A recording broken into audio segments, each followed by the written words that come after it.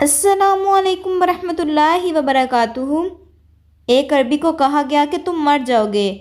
اس نے کہا پھر کہاں جائیں گے؟ کہا گیا کہ اللہ کے پاس۔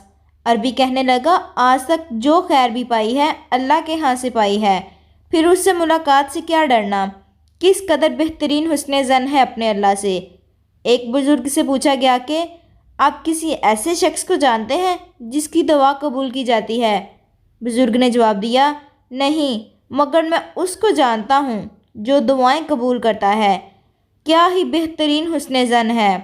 ابن عباس سے ایک بدھو نے پوچھا کہ حساب کون لے گا؟ آپ نے فرمایا کہ اللہ۔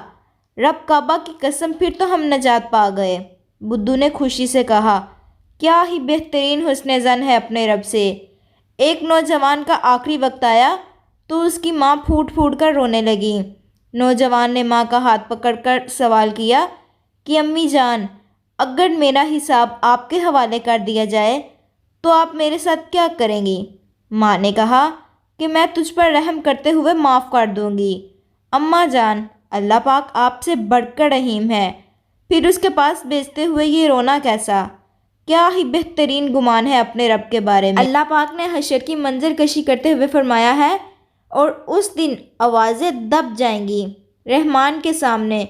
اس حشر کی گھڑی میں یہ بھی نہیں فرمایا کہ جبار کے سامنے، بلکہ اپنی صفت رحمت کا ہی آسرا دیا ہے۔ اگر آپ کو یہ ویڈیو پسند آئی تو لازمی شیئر، سبسکرائب اور لائک کریں۔